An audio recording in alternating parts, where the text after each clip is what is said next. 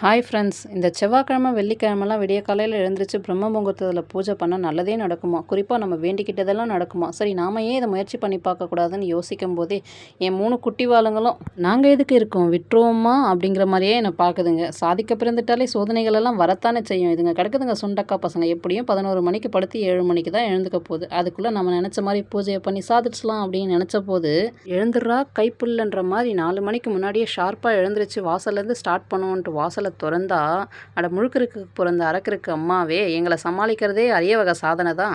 வந்து என் கூட தூங்க போறியா இல்லையான்ற மாதிரியே பார்த்துச்சுங்க. கடுகு சிறுத்தாலும் காரம் குறையாதுன்றதை நிரூபிச்சிருச்சுங்க. இந்த 2 சுண்டுங்களையும் சமாளிக்கிறது ரொம்ப கஷ்டமாக இருக்குங்க. இந்த பக்கம் விட்டால் இந்த பக்கம் வாலு பண்ணுது, அந்த பக்கம் விட்டால் அது வாலு பண்ணுது. எப்படியோ இதுங்களை சமாளித்து பூஜை பண்ணி முடிச்சாச்சுங்க. என்ன, காலையில் 4 மணிக்கு ஸ்டார்ட் பண்ணால் ஈவினிங் 6 மணி ஆயிடுச்சு.